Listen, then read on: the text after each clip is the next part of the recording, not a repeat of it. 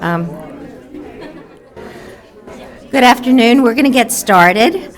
My name is Lori Goodman, and I'm the co-center director of the Housing Finance Policy Center at the Urban Institute.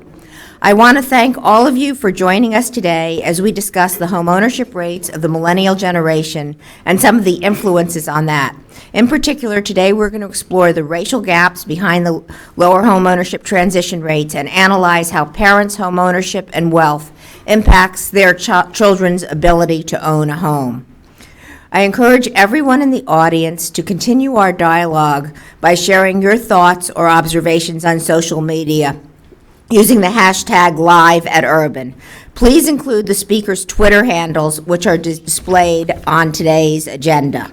And as you walked in today, you should have picked up an agenda, a copy of everyone's bio, and a copy of the slides. If you didn't, they're right on the registration table outside. I also want to welcome, and here's a copy of the slide deck, looks like this. I want to welcome our virtual audience watching over the webcast live stream. If you're tuning in on the webcast, submit questions to events@urban.org anytime during the program, and staff will filter those to me. At the Urban Institute, we strongly believe that data, facts, and evidence matter. Our goal is to use evidence to elevate the debate. At the Housing Finance Policy Center, we provide timely, impartial data and analysis to show how the housing finance system impacts households, communities, and the broader economy, as well as contributes to efficient markets and economic opportunity. I'm thrilled to introduce our distinguished speakers for today. I'm very excited about this program. We're going to begin with a presentation from Jaya Day, who's the Quantitative Analytics Manager of Affordable Lending Analytics and Research at Freddie Mac, who's going to dive into the biggest drivers of the racial gap in homeownership, with special emphasis on the role of credit attributes. She'll then use credit attributes to size the mortgage millennial population. Later, we'll hear from our very own Jung Choi, who's a research associate at the Housing Finance Policy Center here at Urban, and Jacqueline Bagley, who's an economist in the Department of Economic and Strategic Research at Fannie Mae. Jung and Jackie have both used PSID data to analyze how parents' housing wealth and homeownership status affects their child's tenure choice and their likelihood of transitioning into homeownership, and they've emphasized different aspects of this. So again, the speaker bios are available at the registration table. After each of our speakers present, we're going to open it up to questions from the audience and for our online viewers as well. We expect to leave about 20 minutes for Q&A at the end. During the course of the speaker presentations, I would ask you to limit questions to clarifying questions only, and we'll have plenty of time for Q&A at the end. So with that, let me turn it over to Jaya to kick us off. And again, thank you very much for being here today.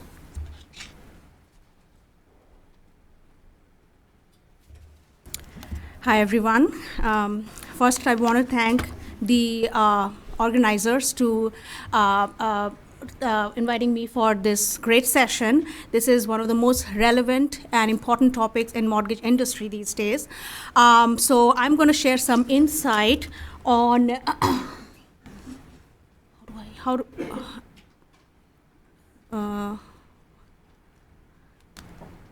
So I'm going to share some insight on homeownership and homeownership gap and mortgage-ready perspectives in a post-crisis period.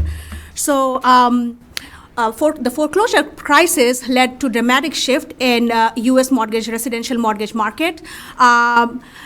New foreclosures increased, with reversals increased, and new mortgage originations declined, wiping out gains in minority homeownership rate. Blacks' homeownership rate declined from 47% in 2008 to 42% in 2016, and Hispanic homeownership rate declined from 49% in 2008 to 46% in 2016. As of 2016, the white-black gap of homeownership rate is still 30 percentage points, and for white and Hispanic, it's around 26 percentage points. The existing literature points at several key factors for this. For example, differences in household characteristics, difference in immigration immigration status, the country of origin of the immigrants, geographic location, concentration in high-cost areas, and differences in paternal wealth. A lot of these studies are based on self-reported survey data or census data. Very few studies have actually considered the role of credit attributes in tenure choice decisions, especially using administrative data. So that's what we do in my co-authored paper with Larisse Brown at Freddie Mac, where we investigate the more recent trends for consumers acquiring new mortgages using uniquely constructed anonymized data from Credit Bureau. And we include role of credit constraints to study the role of credit constraints in individuals' tenure choice decisions. Then we also shed some light on racial patterns in transition for consumers acquiring new mortgages. So once I have laid the foundation of homeownership and homeownership gap, next I talk about the people who have not transitioned yet to homeownership. I size mortgage-ready, the millennial homeownership potential by sizing the mortgage-ready millennials by race and ethnicity. And then I also size what percentage of these mortgage-ready millennials can afford a typical house in their area. All right, so basically these are the key takeaways from today's presentation. So age, income, housing demand, house prices are big drivers of determining transitioning to new mortgages, whereas student loan debt, auto debt, education play lesser important roles. In our sample, Blacks and Hispanics are 1/2 and 2/3 less likely to transition into mortgage ownership compared to non-Hispanic whites. And the racial gap in transition rate is mostly explained by racial differences in credit attributes. There are some key differences across the two minority groups. For example, while household composition contributes substantially to white-black gap, geographic location matters more in explaining the white-Hispanic gap. Lastly, roughly around 1/3 of millennials are mortgage ready, and most can afford to buy a typical house in their area. So this is going to be the outline. So I'll talk about the data, mortgage transition rates, some descriptives, and then go into the analysis part where I identify factors determining transition to mortgage ownership rate, explain the racial gaps in transition rate, and size the mortgage-ready millennials. So this is basically our research data. So we uniquely constructed this research data that we obtained from a credit bureau. So first we obtained 2% random and anonymized sample of consumers with credit bureau records in September 2016. That's around 5.8 million consumers. And then we obtained credit depersonalized records of additional 8.8 billion consumers who lived in shared the same household as our primary sample. We obtained their credit attributes information in 2016 and then tracked them back in 2012. So it's a panel, 2-year panel. So we have information about their individual demographics, such as age. We have information we have modeled income, modeled debt to income. We have various credit scores. We have number, type, and amount of debt held, and foreclosures, delinquencies, bankruptcies, as well as enquiries. We then, the credit bureau also matched this data with their marketing database, and that gave us information on their race and ethnicity, as well as some other household level demographics. So now let's look at some of the mortgage ownership rate in our sample. So for consistency, we only considered those individuals that we could observe in both years for our study, which is around 85% of our original sample. So in the top panel, we have the mortgage ownership status by the years. So along the columns, we have mortgage ownership status in 2016, and along the rows, we have mortgage ownership status in 2012. So if you look at the top left box, that gives for the overall population. So around 64% of the 4.5 million of our overall population did not have any mortgages in both years. Another 24% of the 4.5 million consumers had mortgages in both years.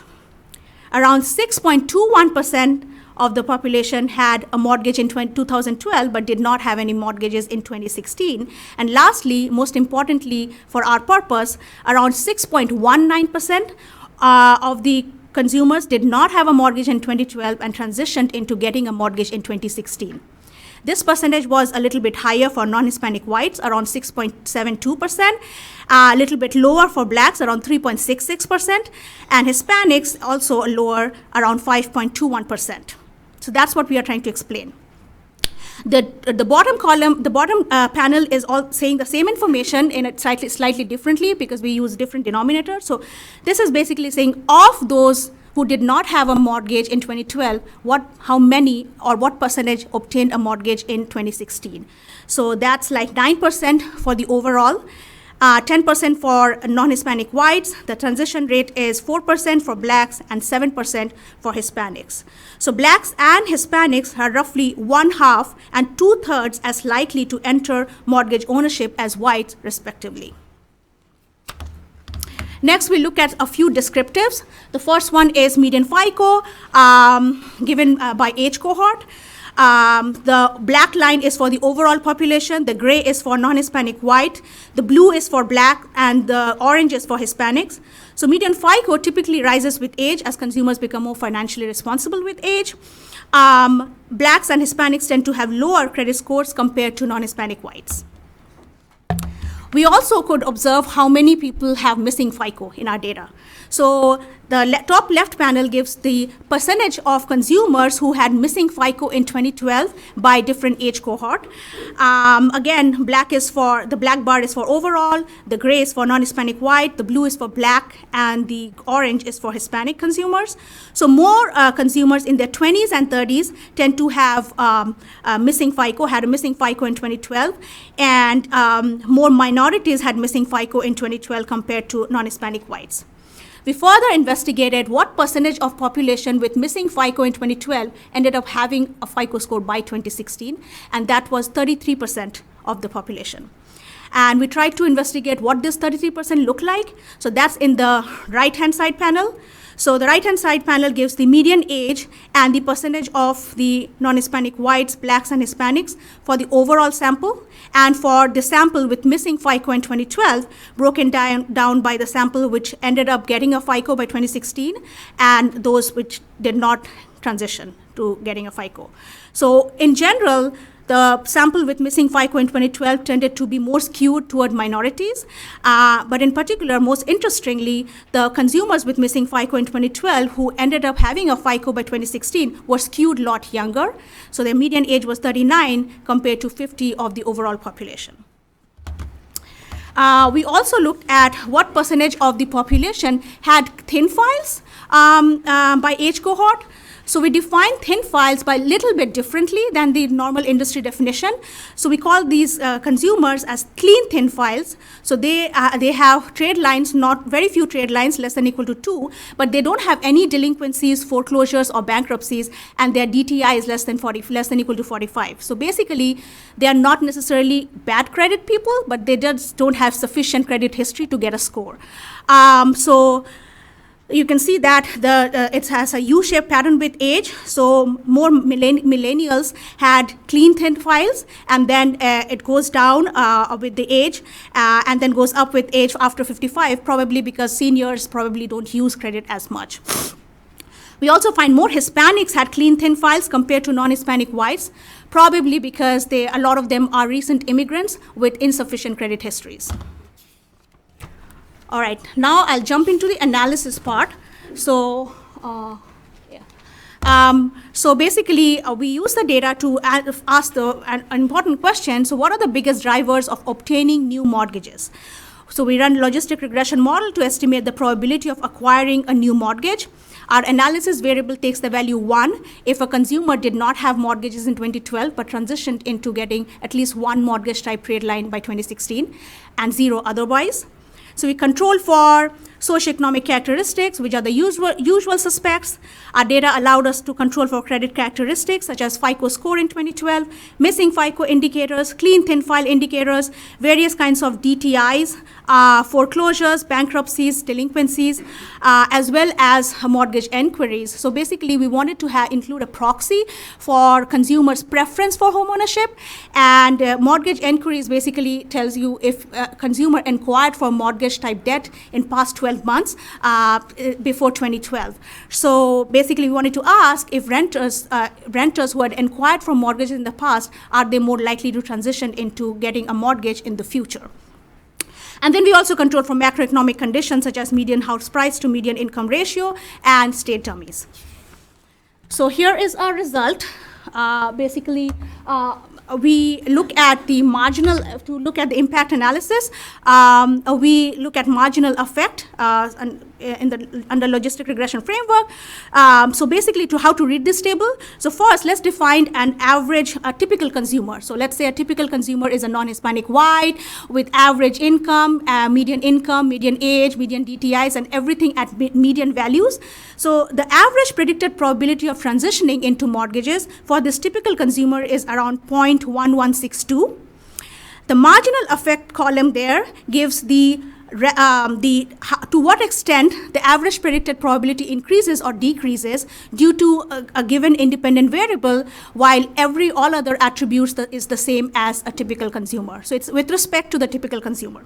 So we find that, for example, blacks, a consumer, if he is a black race, but everything else is the same as a typical consumer, then the marginal effect is minus 0.02 lower than the average predicted probability of a typical consumer. So they are less likely to be mortgage owners. Same for Hispanics. Females are also less likely to transition. Age has an interesting pattern. So a typical consumer's age is between 46 to 55, which is why you see the marginal effect to be 0 there. So the consumers who are younger than that, like between 26 to 35 and 36 to 45 age cohort, are more likely to transition compared to this typical consumer. Consumers who are older are less likely to transition compared to this typical consumer. Marital status, singles are less likely to transition. Consumers with higher household income growth are more likely to transition. Consumers with higher median house price to income ratio are less likely to transition.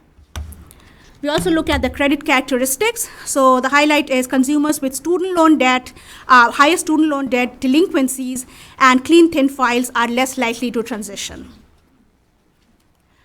All right, so far we talked about the basically the impact analysis, but to understand the outcome and the racial differences in outcome, we also have to understand the racial differences in the distribution of various characteristics. So that's what we do in this slide. So basically the slide gives the mean values of the socioeconomic characteristics by different races. So the highlight is compared to the non-Hispanic whites, both minorities are skewed younger and are more likely to be singles. In fact, the blacks are twice as likely to be singles than non-Hispanic whites. Compared to non-Hispanic whites, Hispanics household had higher household income growth, and also they have lower affordability. Probably they are living in more non-affordable areas compared to the whites. Next is the racial difference in credit characteristics. So compared to non-Hispanic whites, both minority groups have lower credit scores, are more likely to have no scores and delinquencies. And compared to non-Hispanic whites, more Hispanics have clean, thin files. So now that we have kind of laid down or understood the racial difference in the distribution of characteristics, we kind of bring this all together and try to answer to what extent the racial gap in transition rate is explained by racial difference in the distribution of characteristics. So we use a very popular decomposition technique called Blinder-Hawker decomposition technique for nonlinear equation. So basically what this technique does is hypothetically replaces the white attributes with the attributes that correspond to that of one of the minority groups. So basically it asks, what happens if the white is made to look more like a Hispanic or a black? So we regroup our independent variables into 8 subsets. So individual demographics captures age and sex. Household composition captures marital status and number of children. Household income growth and education are by themselves. Credit worthiness captures FICO scores, missing FICO, clean thin file, DTIs. Severe derogatory credit captures delinquencies, foreclosures, bankruptcies. Mortgage demand captures mortgage inquiry. And geography captures house prices, county level house prices, and state dummies. So now let's look at the result of the decomposition exercise. So these bars are basically giving the percentage, what percentage of the racial gap in transition rate is explained by racial differences in the distribution of these 8 group of characteristics. So actually, if you look, racial gap in creditworthiness explains most of the white minority gap. So it's around 57% for white-black gap and 82% of white-Hispanic gap. And that's not surprising because minorities tend to have lower FICOs, are more likely to have thin files and missing FICOs, and higher DTIs, making them less likely to transition. Severe derogatory credit explains around 12% of the racial gap because minorities are more likely to be delinquent, hence less likely to transition. Mortgage demand also contributes substantially to the white minority gap because minorities are less likely, we find that they are less likely to inquire for mortgages, hence less likely to transition. So in these ways, these 2 minority groups have very similar experiences. Individual demographics actually shrinks the gap because both the minorities are skewed younger and younger consumers are more likely to transition. Similarly, household income growth also shrinks the gap, especially for white Hispanic gap because Hispanics had higher household income growth and hence they are more likely to transition. Household composition explains 18% of the white-black gap because remember, household composition includes marital status and blacks are less likely to be married, more likely to be singles, hence less likely to transition.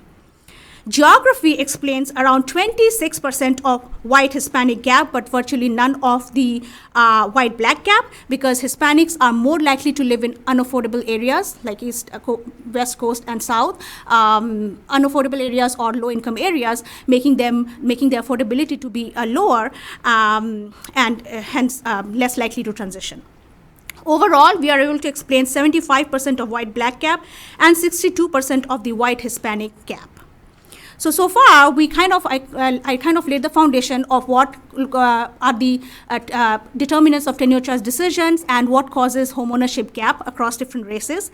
But then, those who did not transition into mortgage ownership, they could be actually qualifying for a mortgage in today's marketplace.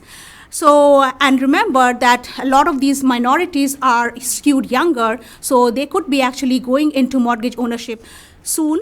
So basically, with that spirit, we go ahead and define who are mortgage ready in today's marketplace.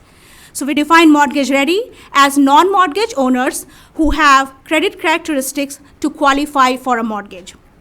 For our purpose, we limited this group of ages 40 and younger because these are more likely to not have a house free and clear. More likely to be potential first-time home buyers, and most of them are millennials. So I'm going to wave my hand from now on and just call this group millennials. So the way we define mortgage ready is basically to be mortgage ready, the consumers have to have FICO score greater than or equal to 620, DTI less than or equal to 25, no foreclosures or bankruptcies in last 7 years, and no severe delinquencies in last 12 months. So, so this is what we found with sizing exercise, with our sizing exercise. And as of 2016, 33% of the millennials are mortgage ready, which is around 45 million of them. We also did the decomposition by different races. Non-Hispanic whites are have a higher share of mortgage-ready millennials, around 36%, whereas blacks and Hispanics have a little bit lower, black and Hispanic millennials have lower mortgage-ready share compared to the overall, so around 19% for blacks and 29% for Hispanics. Lastly, we map the share of mortgage-ready millennials by MSAs. So basically, that is given by the orange and the brown patches. So darker is the color. That means that MSA is richer with mortgage-ready millennials. So MSAs along the west and the east coast, a little bit south, have larger share of mortgage-ready millennials. But we also want to know if these mortgage-ready millennials earn enough to get into a house in their area. So for that, we use NAR's methodology to come up with an affordability indicator. So we assume that if a consumer's quarterly household income is greater than equal to the annual mortgage payment on a median priced house, under certain assumptions such as they made 10% down payment, the mortgage rate is 4%, and it's a 30-year contract, then that house is affordable to that consumer. So the blue circles denote that in a given MSA, greater than 80% of mortgage-ready millennials can afford a median price single family house. The purple denote between 60 to 80%, and then the green denote less than 60%. So you can see that most mortgage-ready millennials earn enough to afford a typical home in their MSAs, and that's not surprising because mortgage-ready millennials tend to have higher income compared to the people who are not ready. Along the West Coast and the East Coast, the MSA seems a little bit more challenged, as less than 60%. Some of them have less than 60% of mortgage-ready millennials able to afford a house. All right, so lastly, I would like to conclude.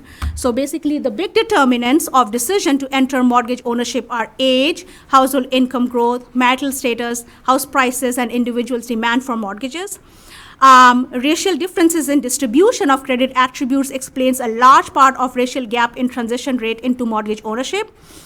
And there are a few key differences across the two minority groups. While racial differences in household composition contribute more in explaining the white-black gap, geography matters more in explaining the white-Hispanic gap. While lenders may not be able to influence certain things like family structure and household composition, they should be aware of these differences and how these differences may interact with credit policy. Some of the policy implication is counseling, credit education opportunities, alternative credit scoring methods will be most effective in bridging the mortgage ownership gap over time. Lastly, around 1/3 of millennials are mortgage ready in today's marketplace, and most of them can generally afford single family homes in most MSAs. Thank you.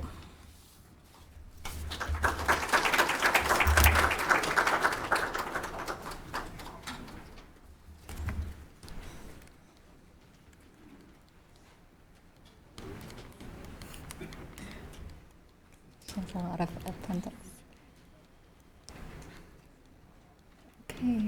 Okay, welcome everyone. My name's Jung. I'm the second J presenter in this panel. Now we're going to make a transition and look at the aspects of intergenerational homeownership. This is a joint work with Laurie Goodman and June Chu over there. And I would also like to mention that a lot of our team members also contributed by making my slides better and giving me good feedback. So we're specifically going to look at the impact of parental homeownership and wealth on child's tenure choice. And as Jaya mentioned, there has been a considerable drop in the homeownership rate following the crisis, also for the younger generation that we will focus in this study. So we see that if you look at this graph over here, we see that from 2007, between 2007 and 2016, young adults' homeownership rate dropped around 7 to 8 percentage point. And if you're more interested in why this has happened, we also have a report on millennial homeownership, which you can find in our webpage. And also, this is also related to Jaya's presentation, that in the US, we still have a persistent racial disparities also in the young adults homeownership rate. So here we have data from both the PSID and the ACS, and we find similar patterns, especially between the black and whites. There's about 23% to 25 percentage point homeownership rate differences. I would just want to mention that we're going to use the PSID in the study, But then I would also want to mention that the PSID oversamples the black and white population. So if you look at the Hispanic and the other population, which is mostly Asian, we actually see a higher homeownership rate in this group. And we think it's because of the small sample size, we're going to focus more on the black and white homeownership gap just because of the statistical accuracy. Right, so there are key research questions. So what we are going to answer in this paper is how much the parental homeownership and their wealth influence young adults, their children's tenure choices. We're also going to try to estimate how much does the parental homeownership and their wealth explain the black and white children homeownership rate gap. And we are going to also look at how the stability of parental homeownership actually affects a child's tenure choices. And we're going to see if there's a specific amount of wealth that has a huge impact, start to have an impact on child's tenure choices. And finally, we're going to see if the parental influence differs across location and also across time. Right. So this is just a brief overview of why should parental homeownership and wealth have influence on their child's tenure choice. First, for parental homeownership, although there could be other reasons, the two main factors that could have potential influence is that if you live with a parent who is a homeowner, a child could get more information about how to access the mortgage market. And also, the child could be more aware of the benefit of owning, such as like building greater wealth, housing wealth in the future. And parental wealth has a more direct impact, as you can imagine, on the child's homeownership rate, because having a more wealthy parents could be really beneficial when you're trying to get down payment, right? So financial assistance for a down payment could be really beneficial for the child. Right, so the data, as I mentioned earlier, that we're gonna use the panel study of income dynamics. I think many of you in this room will be pretty much familiar with this data. This is a panel data set, which has followed the US households since 1968. And the survey actually switched from annual to biannual survey in 1997. And the advantage of panel's PSID is that it contains extensive information on both individual and household level characteristics. So we can control for many factors that affect child's tenure choices, additional to some of the parental level variables. So, and then of course we can link parents' information to child's information, which enables us to do this study. And finally, the sample period that we use in the study is from 1999 to 2015. So it covers the period when the US housing market experienced both a boom and a bust. And this 1999 is the year when the PSID started to collect wealth information in every survey period.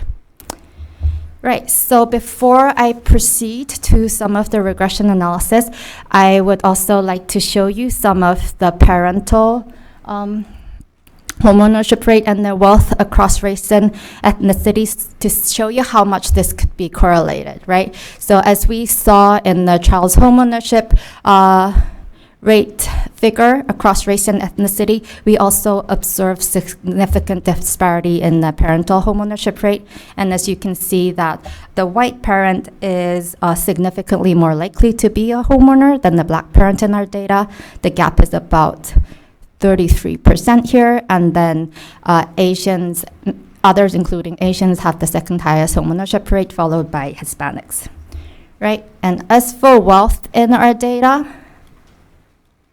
right? So in the PSID, the parents' median wealth is about 15 times higher for whites compared to blacks. So white parents is significantly more wealthier than the black parents in the PSID data, which accords with other data that collects wealth information, right? So the first set of analysis that we do is, before we go into our regression result, is some crosstab analysis. So here what we do is We categorize children into 3 groups by their income, and also categorize them by their parental wealth and their tenure, and calculate their homeownership rate for each different groups. So here, if you look at the children's information, so we have children with household income less than 50,000, and children with household income between 50,000 and 100,000, and the children with their own household income greater than 100K.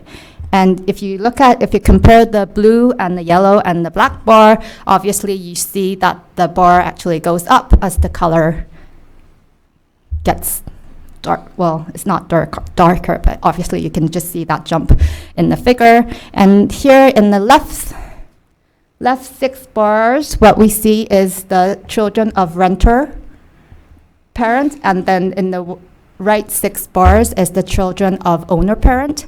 And then we also categorize this renter and owner group into parents with wealth greater than 100K and below 100K.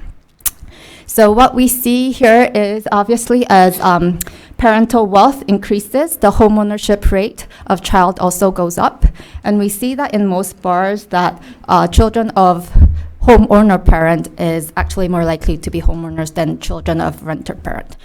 And before we proceed to the regression analysis, I'd like to highlight one very interesting pattern that we found in this, is that if you compare the children of wealthier parent and children of less wealthier parent, we see the greatest jump in the yellow bar, which is the mid-income group. So what is this saying? So if I'm a child with a very low income, it means that although I might have a very wealthy parent, I might not be able to have a sufficient support to access homeownership. And on the other hand, if my income is high enough, then my parental home, I might not need a parental support to access homeownership. But if you're in that mid-income group, that's when your parental wealth actually becomes critical to you accessing homeownership. Right. So this is our regression analysis. Because our dependent variable is either 1 or 0. We also have logistic results in our report, but here, just for the ease of interpretation, I'm presenting our OLS result. So the dependent variable here is 1 if the child is a homeowner and 0 otherwise. So the first column is we didn't include anything except for the racial characteristics of the children. And as you can see here is that the black child is 23.3% have 23.3% lower likelihood of owning than the white children, and the Hispanic children are 11.1% less likely to be owners than the white kid, right? The second column is we add a lot of individual and household level characteristics, and if we do that, and we also include year and the year fixed effect and the state fixed effect, and once we include those control, we find that the difference between the homeownership rate between the Hispanic kid and the white kid disappears, but the black child is still about 15.7 percentage point less likely to be homeowners than the white children. And the third and the fourth column is we include parental homeownership and parental wealth separately.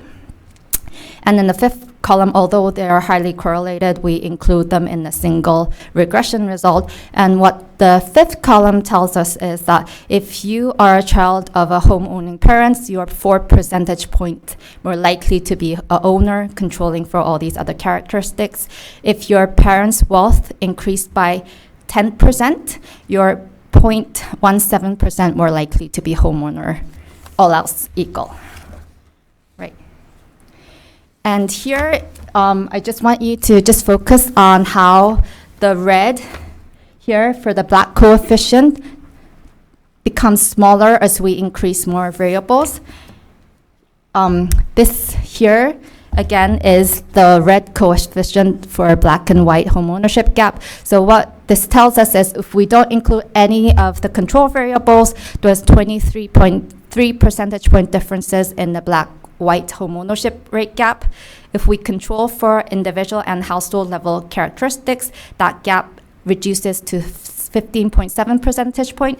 And finally, if we add in the parental characteristic, the black-white children homeownership rate gap decreases to 12.8 percentage point. So what can we calculate from here is that after including the parental characteristics, the homeownership rate gap actually decreases by 2.9 percentage point, which is the difference between the middle bar and the final bar coefficient. And if you divide that gap with the total difference in the black-white homeownership rate gap, we find that the parental characteristics actually explain about 12.4 percentage of the black-white children's gap in the homeownership rate. Right. And the next regression, we further look at whether the stability of homeownership matters and whether there's a particular wealth thresholds that have greater impact on the child's tenure choice. So what we do in the first regression here is we classify parents into 5 groups. So the base category here is parents who stayed as renters during the whole sample period. So that's between 1999 and 2015. So the first category here is parents who stayed as owners in this whole sample period, followed by parents who made transition from owning to renting and renting to owning, and those who made frequent transitions between rental housing and owner-occupied housing.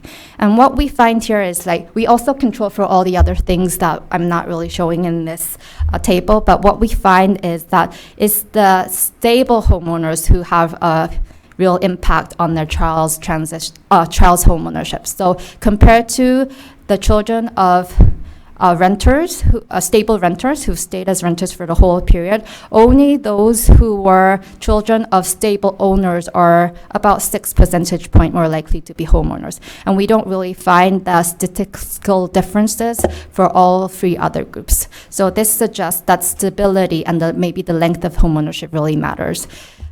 And then the second regression, in the second regression, we categorize parents into 3 groups according to their wealth. So the base category that is omitted here is parents whose wealth is less than 100K. And then the middle wealth group is between 100K and 200K. And the highest wealth group is those over 200K. And we also see that compared to the base reference group, we find that the child's homeownership rate significantly increases if the parents have wealth greater than 200K. But we don't really see that difference between the mid wealth group and the lowest wealth group, meaning that parents have to have at least sufficient amount of wealth to start financially supporting their children's homeownership. So then we kind of look at this in that lens of black-white homeownership gap. And what we find is that black parents are, as you can expect, are substantially less likely to be stable homeowners than the white parents. So in our sample, we find only 31.4% of black parents stayed as homeowners during the whole sample period compared to over 70% of white parents. And if you look at the other 3 black, gray, and red bars, you'll see that black parents are more likely to kind of transition back and forth between owning and renting compared to the white parents. So there's much less stable than the white parents in sustaining their home ownership. And we also find that there is significantly less proportion of black parents who have wealth greater than 200K. So compared to white parents who's over 50% of those have over 200K, only about 10% of black parents have this amount of wealth. So black parents, although their wealth might go up, the level of wealth is substantially insignificant to have a real impact on their child's transition to homeownership. Then we asked whether this relationship between owning, parental homeownership, and parental wealth have a different association with child's homeownership depending on location. So first, we just include the median sales price by each cities to see if we include the housing costs, the relationship would change. But first, in the regression, we don't really see that including the housing cost changes the relationship between owning and child's home ownership and the parental characteristics. So the coefficient remains largely the same with our main analysis.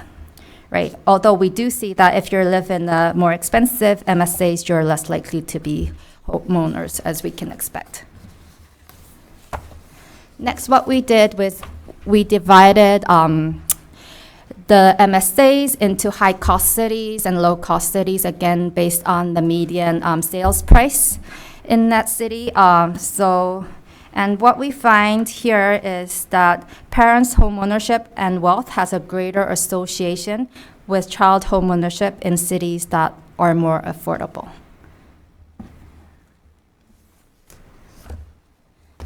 And finally, in our analysis, we also kind of like look at whether the impact of parental factors change over time. So we divide our sample into two groups, one pre-crisis and one post-crisis.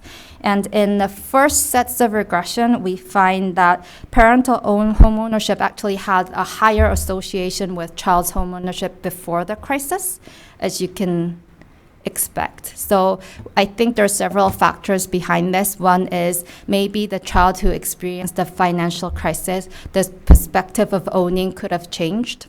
And also because of the tightening credit market, it might have been like that would have also influenced the relationship between parents' homeownership and the child's homeownership. However, as the credit market tightened, we actually find that parental wealth mattered more after the financial crisis. So the coefficient for the parental wealth actually increased post-crisis. Right, so here is the summary, again, of our findings. So first, we find that children of homeowner parents are about 4 to 5 percentage points more likely to be homeowners, all else equal. And we find that if the parental wealth increased 10%, the child's likelihood of owning increases about 0.15 to 0.2 percentage points, also controlling for all other things. And we find that the parental homeownership and wealth explains about 12.4% gap in the Black-white children's homeownership rate gap. And children are more likely to be homeowners if their parents are sustainable homeowners and their parents' wealth exceeds 200K. And finally, we find that both parental wealth and homeownership have stronger relationship to child's likelihood of owning in more affordable cities. And we find that parental homeownership effect is stronger during the boom years, and the wealth impact is stronger during the bust years. So what is the implication of our study? Okay, so we find a strong relationship between parental wealth and homeownership and the child's ability of owning, which suggests that parents have a huge influence over the children's tenure choice.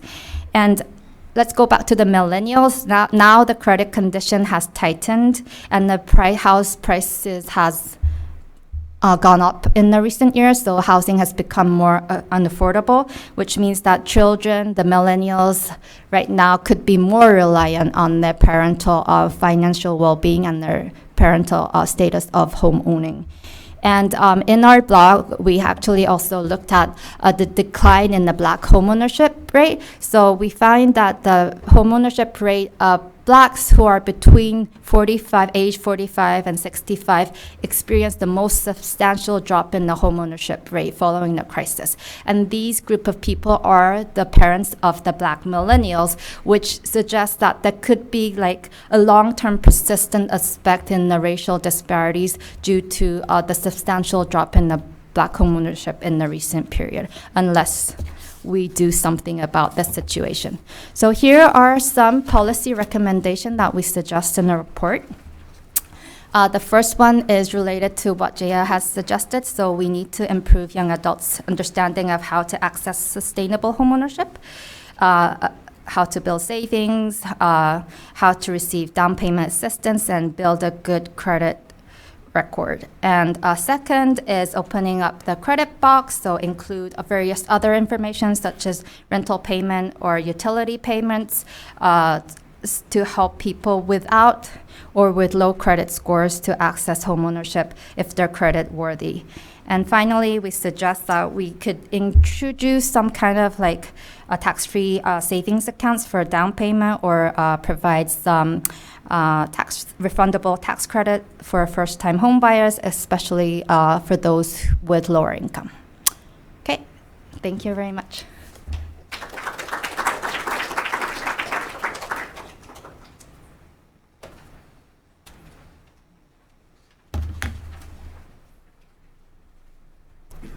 Great.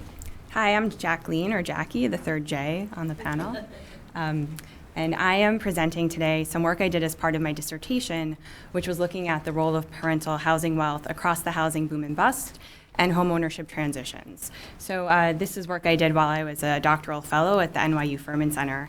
And today I'm only speaking as a concerned citizen, not on behalf of Fannie Mae or the FHFA. Okay. So my motivation for this project was, back when I was working on this, the Great Recession was ongoing, and we were seeing homeownership rates drop, and particularly for younger adults, although at the time I didn't realize this would be a lasting effect. But I was worried about, delays to homeownership and what that meant for wealth accumulation over time, because we know from the 90s that there's been a lot of studies that show that delays to homeownership lead to real delays in wealth accumulation over your lifetime, and this can really matter. And so as part of that, I was thinking a lot about intergenerational relationships with homeownership, and the fact that your parents' housing market experience really probably affects your own understanding of homeownership. So there's a lot of information, there's a lot of studies in the academic literature that look at the benefits of being a homeowner, and in particular, they're really broken up into three groups. The first is positive externalities of homeownership. So really, this is about the fact that if you own your home, you're more likely to vote, you're more likely to garden, your kids are more likely to go to college. Then we also know that your kids are more likely to become homeowners if they grew up in an owned home. And part of this could be because of the positive externalities. It could also be because of this indirect knowledge that gets transferred from parents to kids, like financial literacy, understanding what mortgages are, like everyone else has talked about. And then there's also this very obvious way that wealth can get transferred from parents who are homeowners and who have more wealth. They can help with down payment assistance. And the studies from the 1990s show that about 20% of people receive down payment assistance. I think that holds true today. And then also the economic literature that is thinking about large asset purchases argues that family wealth should really only matter when there are liquidity constraints to purchasing the assets. So family wealth should really matter more during a time where the credit markets are constrained, because you might rely on informal channels of wealth to buy something that you could otherwise get credit for. So the research questions that I was thinking about at the time were really, how does parental housing wealth affect homeownership transitions? So first I was thinking about, if you are having a positive housing market experience across the housing boom and bust, are your kids more likely to become homeowners? So what is the relationship between increases in parental housing wealth and their children's transitions to homeownership? And then what is the relationship between increases in parental housing wealth and cash transfers to kids? And then ultimately, did this change across the housing boom and bust? So my conclusions, just to tell you up front, are that I do find that this relationship exists. So when parent housing values are increasing, I see that there are increased probabilities of becoming a homeowner, and I see that there are increased probabilities that homeowner parents will transfer wealth to their kids. I see that the transfer amounts are larger, but I don't see that that this effect was in place during the housing boom. I really only see that this was in place during the housing bust. So it seems from the correlations, at least in my data, show that during the housing bust, these relationships matter. During the housing boom, not so much. So the data that I used for this study was the panel study of income dynamics, which we've already talked about. Some differences with my version of the data. As a doctoral fellow at the time, I had access to the geocoded version of the PSID, which means that I had the census tract and zip code level identifiers for parents and their children in my sample. So that means I could merge on a lot of other information about local housing markets. And the reason I cared about this was that I really wanted to understand the geographic disparities in the housing boom and bust. So not every housing market is the same. Las Vegas is different than New York City. And then even within New York City, Manhattan's really different than Queens or Suffolk County. And I wanted to control for that in my models.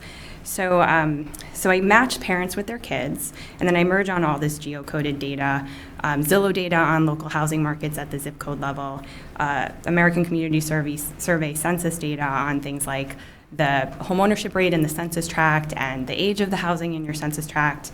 Use HMDA data to control for mortgage market characteristics at the local level, and then I control for unemployment from the BLS at the county level. And my study goes through 2011 because this was part of my dissertation and I graduated in 2014. So when I defended the 2013 PSID wasn't out yet. But I'm happy to see the PSID through 2015 sort of corroborate some of this narrative of what I was seeing at the time. Okay. So as part of this, what I really wanted to look at was the relationship between parent housing values and their kids' homeownership transitions and financial transfers from parents to kids over this time period. So what I did was I created a sample from the PSID where I had parent-child matches, and I keep non-homeowner kids, basically renter children, from the ages of 21 through 45. And I follow them each year in the data. So you're in my sample until you become a homeowner, and then you drop out of my sample. And then I basically have a sample of parents whose kids whose parents are consistently homeowners and kids whose parents are consistently renters. And the idea was that I wanted to be able to tease out, or just to at least make sure that my findings were housing wealth effects and not just local housing market effects. So I had these two separate samples, and then I considered the boom as 2001 through 2005, and the bust everything after 2007. So there's some good things and bad things about the data. The first is, it's great. PSID is great for intergenerational studies. They track families over time. The fact that I have the neighborhood level information is great because I can really control for a lot of differences across housing markets. And one thing that's really good about the PSID is that they started in 1968 tracking families over time, and they follow extended families over time. So everyone still has their 1968 family identifier in the data, so I can see extended family relationships. And why that was important to me was that I wanted to be able to control for some of the unobserved differences that are correlated with becoming a homeowner that might be consistent within families, but that I can't see. So I wanted to be able to control for some family love of being a homeowner that I could not capture in my data. And so I use the family identifiers to control for extended families in my data. What's not so great, though, is that I have a small sample because the PSID is small, and when I merge with the parents with the kids, and I have these requirements that I have to see you every year, your parents have to consistently be homeowners or renters, I lose people. So the sample is small, and it's additionally small once I merge in the Zillow data. And then the fact that the data is biennial, meaning it's every 2 years, is unfortunate because I can't actually see monthly effects of housing markets. I can really only see self-reported situations as of odd years. So, in 2011, in 2009, yeah. So I do a few different things in the paper. If you're divorced, I either try looking at just who was the household head, so it would be the male. But then I also, I think in my final version of the paper, I do a weighted average of housing values if both your parents are homeowners throughout the time period. So there's two households. But it's a really good question. And so the one thing that I really can't see with the biennial data is the exact transfer timing. So the way the questions are asked, I know whether or not you became a homeowner from one wave to the next, but I don't know exactly when you received a transfer. I know that you received a transfer at some point in that time period, but I don't know if you received a transfer and then became a homeowner, or if you received you became a homeowner and then you received a transfer. But I know at least the timing was within the same 2-year period. Okay. So the models that I have, first I'm looking at the probability of receiving a transfer, and then the transfer amount, and then I'm looking at the probability of becoming a homeowner. And to control for the independent variables, what I do is I care a lot about parent housing values. So I'm looking at parent housing values, and then also I control for parent other wealth, parental employment status, and then children's other wealth, and then their children's employment, and then a number of other household level characteristics that the PSID gives you about the number of people in your family and whether or not you're married, information like that. And then I control for local housing market characteristics that I already talked about. And then I have this family fixed effect in the data to control for the broader relationships that you see across families within the PSID. And then this is just another way of talking about the models. So really what I have is I have 2 different models. One is looking at the idea of the relationship between parent housing values and transfers, so the probability of receiving a transfer and then the transfer amount, and then the relationship between parent housing values and transitions to home ownership. And then I have a counterfactual where I'm doing the same models with renter parents, using the Zillow data to approximate their local housing market experience, just to have confidence that this isn't something that was just happening with the economy during the time period. I wanted to make sure this was the channel was housing wealth.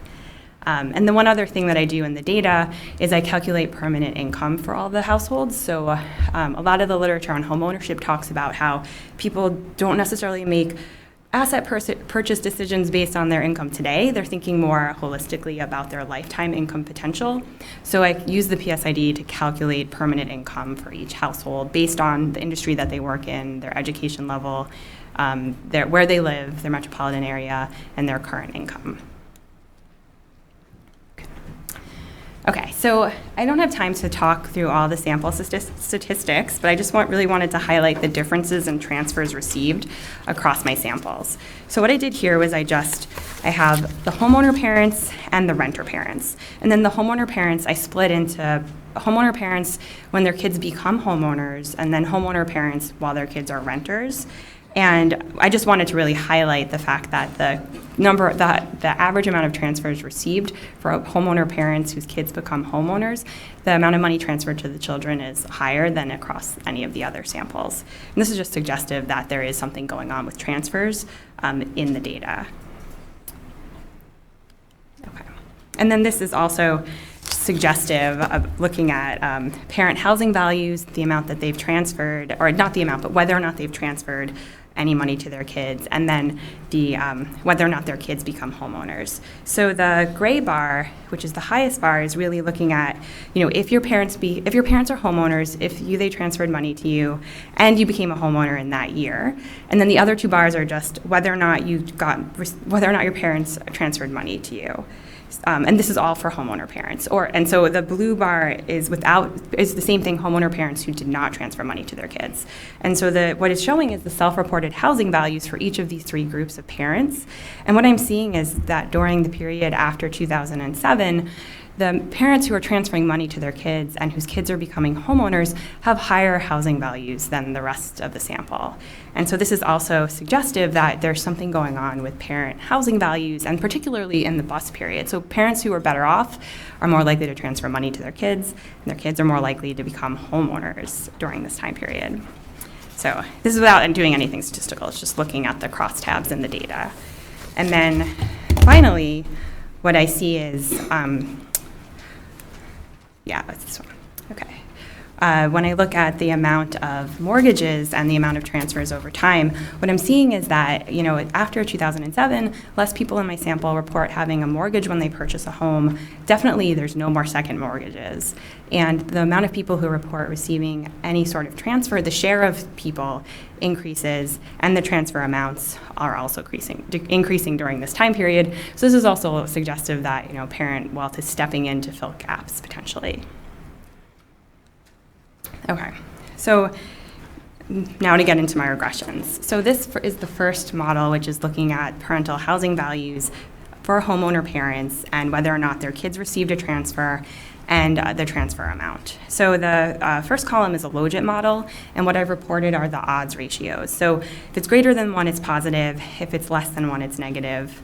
And what I'm seeing in this first column is that if your parent housing for increases in parental housing values are associated with increases in the probability of receiving a transfer, but this relationship is really only true during the housing bust period, which is what's shown in the second row. And then the second column is where I look at transfer amounts. And so I find the similar thing that increases in parental housing values are associated with increases in the transfer you received, but this is really only statistically significant during the housing bust period. And these models I control for everything I talked about. I just don't have room to show everything here on the slide. I just wanted to call out the most important parts. So then this is my second model that I look at, and this is really parental housing values and changes in parental housing values across the housing boom and bust and transitions to homeownership. So this is again a logit model, and what I'm seeing is, again, that increases in parental housing values are associated with increased probability of your children transitioning to homeownership, but this again was really only statistically significant during the housing bust period and not during the housing boom period. And then finally, this isn't in my paper, but this was in an earlier version of my paper when I looked at the amount of transfers that people received and their ability to transition to homeownership. And so this is a logit model looking just at probabilities of transitioning to homeownership based on if you receive a transfer of greater than $10,000. And I again split it into the housing boom and the housing bust periods. And what I see is that during the housing bust, receiving a transfer of greater than $10,000 is associated with a probability of transitioning to homeownership, but I don't see a statistically significant relationship during the housing boom period. So this again, if receive a transfer, it matters more during the bust period.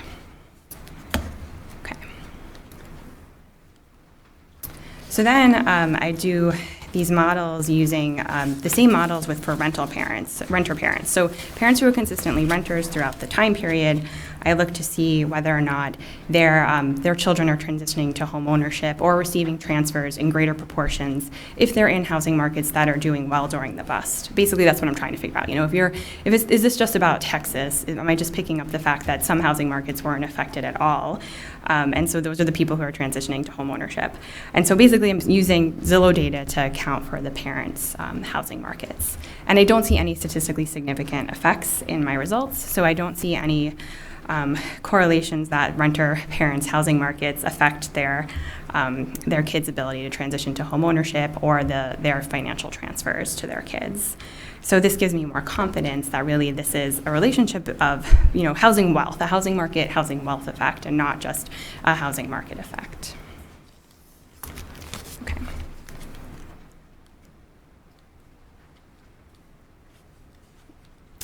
Okay. It's not moving forward, but I only have 2 slides left. So my conclusions are basically that increases in parent housing values are associated with the increased probability that you'll transition to home ownership, that parents will transfer money to you, and that the transfer amounts will be larger. But this is only concentrated in the 2007 plus time period. This is not statistically significant in the earlier time periods. And I don't see that this is happening for renter parents. I just really see that this is happening for parents who own homes and whose housing values are increasing. So this suggests that parental resources matter more, and particularly housing wealth, which we know that is the majority form of wealth for most households. This matters more during periods of economic decline when households may be facing economic constraints. And my last slide, just thinking about policy implications, to the extent that we know that housing plays a really important role in wealth building, and we know that it has the potential to mitigate wealth inequality, and a lot of studies from the late 90s talked about how homeownership really can be accessible for most households. But now it seems that housing is getting even more expensive, and people who have parents who can help them out may be getting a leg up, and so maybe this isn't its greatest narrative as we used to think. Although maybe I think it's just something that policymakers need to be aware of, that there's haves and haves not in the housing market now, and just something that we need to consider as far as creating policies to help equalize the homeownership experience. And at the time when I was writing this, a lot of the feedback I got was, this is just a blip. This isn't really meaning anything. The fact that homeownership is declining, it's just because it's 2011. You'll see this goes away in a few years, and we haven't seen that. We're still seeing these delays to home purchases for younger households, and I'm not happy about that, but I'm glad that we're here talking about it today. So, thank you.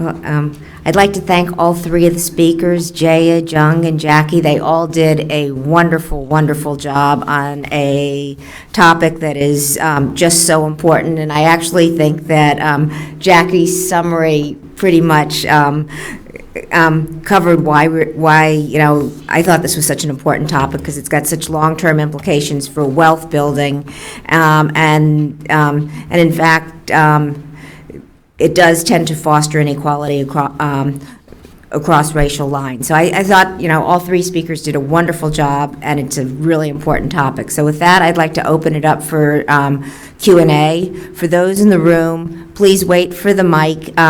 Just hold up your hand. I'll recognize you. Wait for the mic. Introduce yourself by name and affiliation, and then ask your question. For those listening on the webcast, please submit questions at events@urban.org. Again, events@urban.org, and include your name and affiliation. So with that, let me actually open it up for questions. Alejandro, I know I could count on you.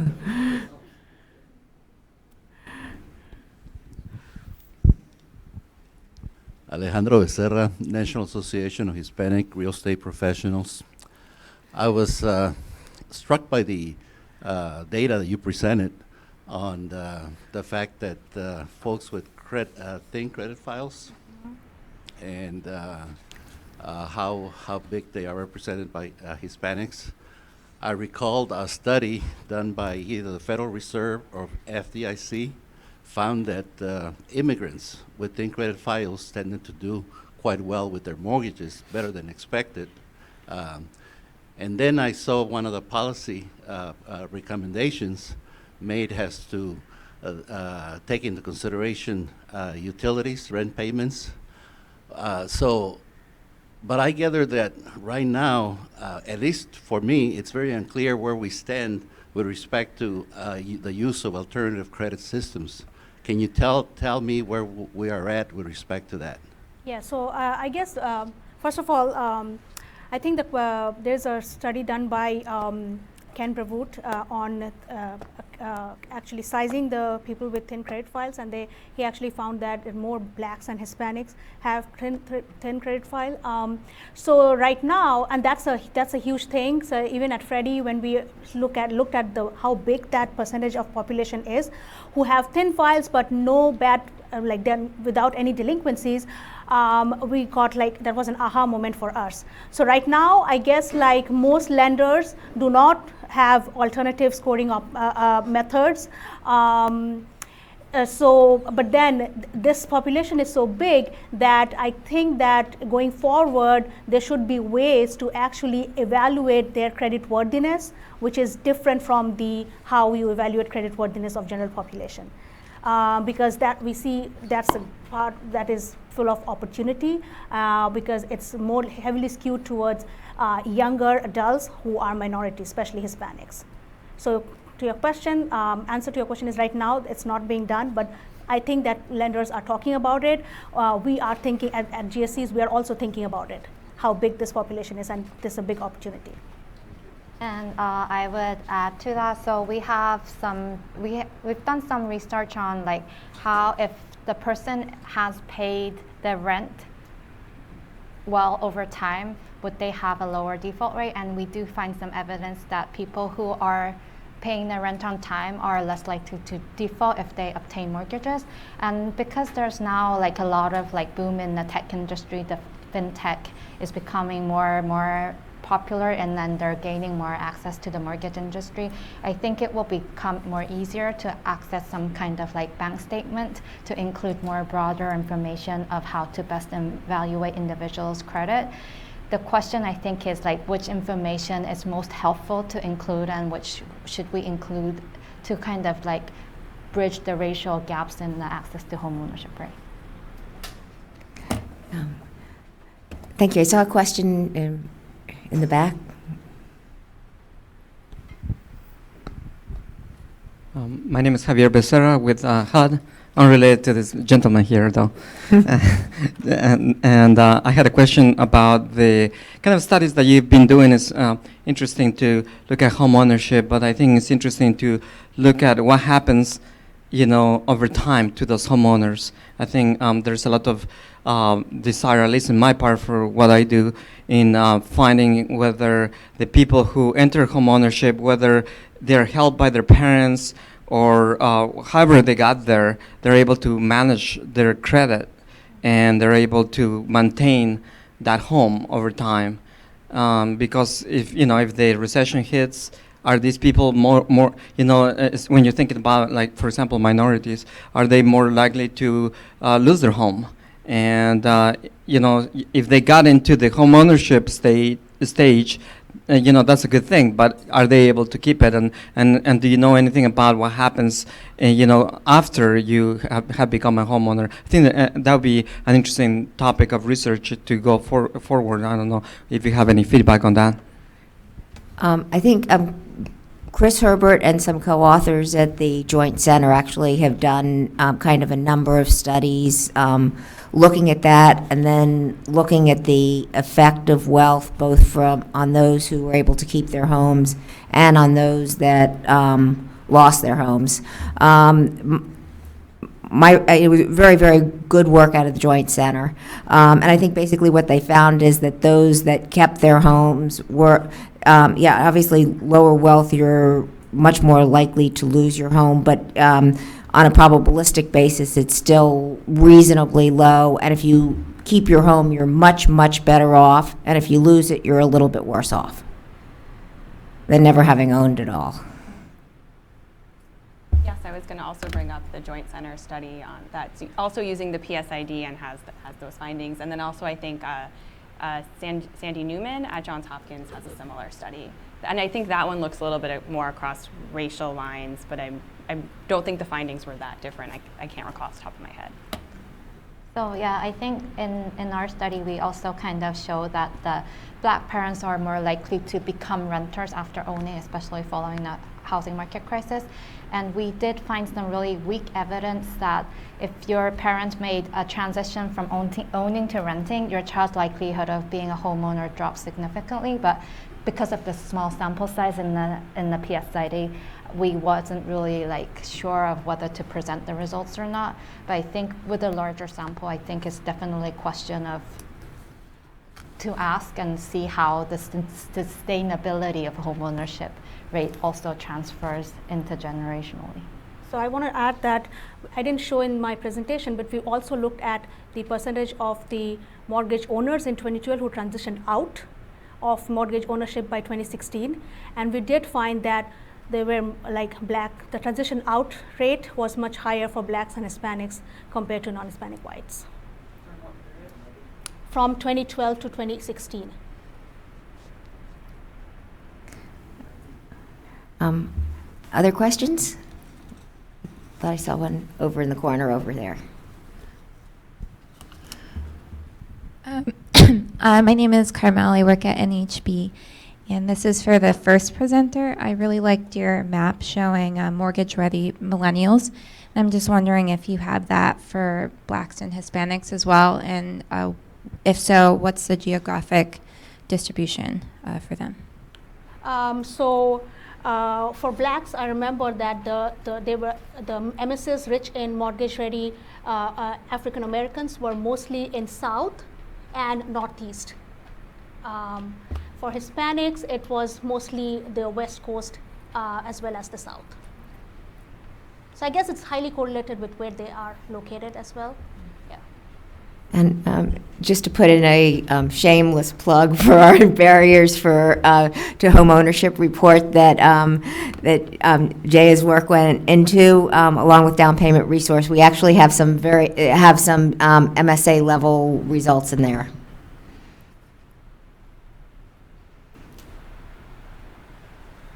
Are there any questions from the webcast?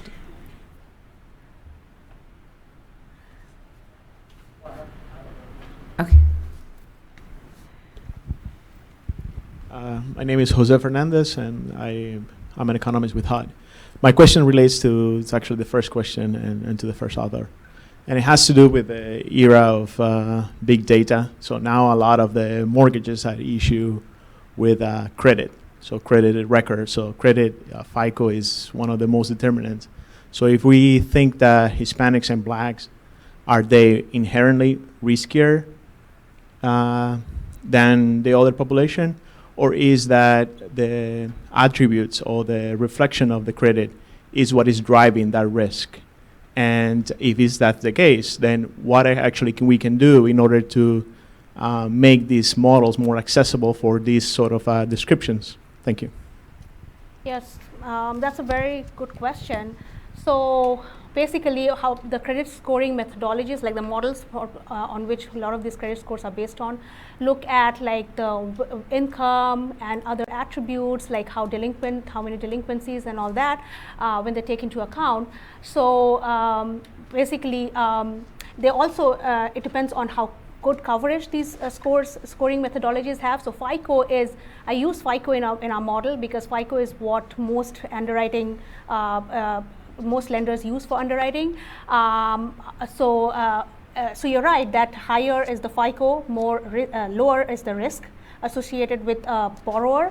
However, our policy implication is actually look at alternative credit scoring methodologies because the coverage of FICO is not as good.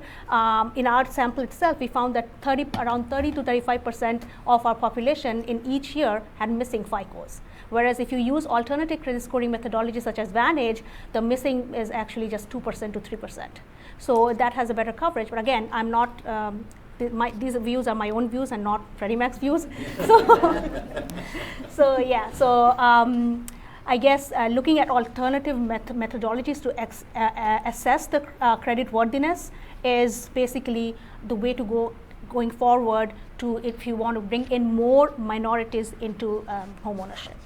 So are you suggesting that the current credit, so you're suggesting that the current credit models are over penalizing minorities by not including criteria that actually reflects the credit worthiness? So I wouldn't say that it's over penalizing the minorities, but the way they are structured, because minorities, let's say, like I said, Hispanics had more thin files because a lot of them are, first of all, they are skewed. So the over penalization is not happening on purpose. It's because how the minority distribution is. They are more skewed younger. So both Blacks and Hispanics are skewed younger, so that's why they are too young to probably get a FICO score, right? And they're too, probably they have, that's why they have a lot of thin files. So I guess they will get into the credit box as they grow older. So yeah, so they're not being penalized on purpose, but just because how they are, how they are different from the general population or the whites population.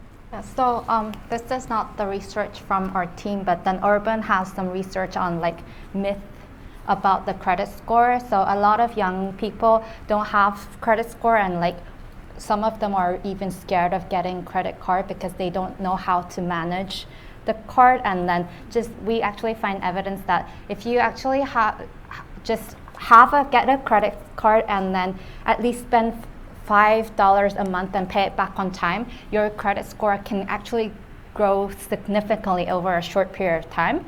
But a lot of younger generation don't have this information. So we also have to kind of like provide good information to help younger generations, especially the minorities who may have be less aware of this because they don't receive this information from their parents, to better manage their credit by properly using their credit score. So people kind of think like credit score is the same thing of like building credit. So there's some myth about it, and some people are just afraid of using the credit card. And we do find some evidence that there's a lot of low-income people who are able to pay their bill on time and are proud of not having a credit card. But if they have credit card and properly manage it, that can build up their credit score, and that can actually lower the interest rate that you're going to pay if you apply for mortgages. I just want to add that, so that's why one of the policy implication is that counseling and credit or education opportunities to basically increase financial literacy is really important in getting the young minorities into homeownership. Other questions?